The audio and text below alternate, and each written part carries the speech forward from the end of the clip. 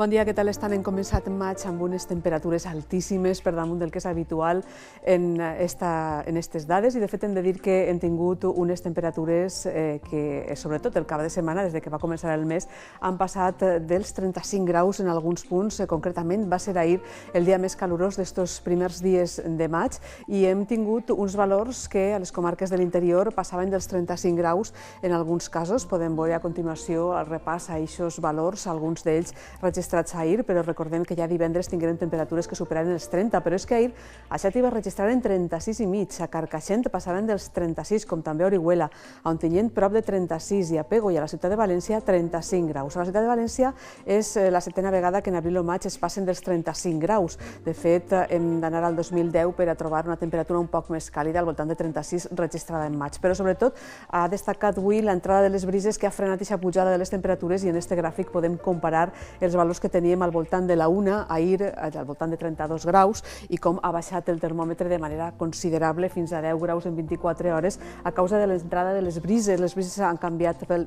pel ponent i això ha fet que les temperatures hagin pogut baixar, però no obstant això hem de dir que esta setmana continuarem amb un ambient molt càlid i amb temperatures per damunt del que és habitual en la primera quinzena del mes de maig. De fet, podem veure l'evolució prevista per a la ciutat de València, que anirà descendint al llarg de la setmana, tant les màximes com les mínimes, però de nou divendres tenim una altra remuntada i és que de nou entrarà el ponent i junt amb aquesta massa d'aire extraordinàriament càlida que ens està afectant en aquests moments farà que sobretot a la costa tornen a pujar les temperatures per damunt dels 30 graus. Per tant, un inici de maig extraordinàriament càlid, tot i que no podem parlar de situació insòlita perquè, com ja els hem comentat al principi, hem tingut altres mesos de maig amb temperatures que han sigut molt altes, tot i que en general ha sigut la segona quinzena del mes, que ja és més propera a juny, no els primers dies. En els primers dies sí que tenim uns dels inicis de maig més càlids des que es tenen dades en molts observatoris. Avui també tenim pas de núvols, uns núvols que hem pogut veure en aquestes imatges que ara veuran, en aquesta bonica imatge des de Morella que ens envia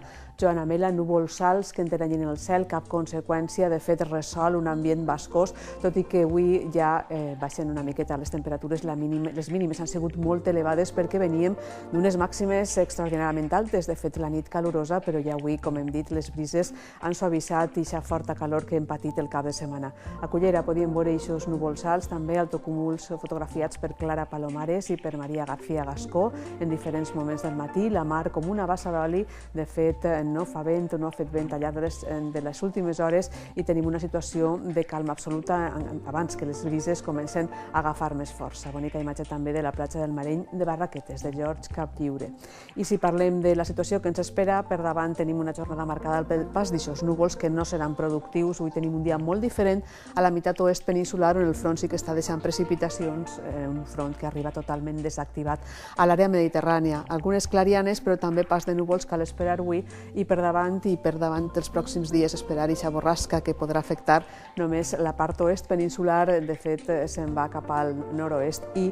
no estarem baix la seva influència. De fet, estabilitat en els pròxims dies i estarem més pendents de les temperatures que de cap altra cosa pel que fa a la situació meteorològica. Repassem les mínimes, extraordinàriament altes també. De nord a sud destaquem aquests valors que han deixat 16 graus a les comarques del nord, cas de Vilafranca, de Segorbe o els 17 de Morella, on han registrat 19. No han baixat dels 19 graus tampoc a Castelló i a la Vall d'Uixó i les mínimes també han sigut altíssimes a les comarques centrals, com veuran. Hem tingut uns 14 graus a Utiel i a Titaigües, a Xàtiva no han baixat dels 18, a Puçol dels 19, com també a Gandia i a València la mínima ha sigut de 20 graus, valors més d'estiu que no de primavera i sobretot no gens habituals per al mes de maig. Cap al sud hem tingut també temperatures ben caloroses, destaquen aquests 20 graus que no baixava el termòmetre de Dénia o d'Alacant, 14 han registrat a Villena, 19 a Benidorm i Alcoi i també a la ciutat d'Elx. El mapa isobàric, precisament al migdia,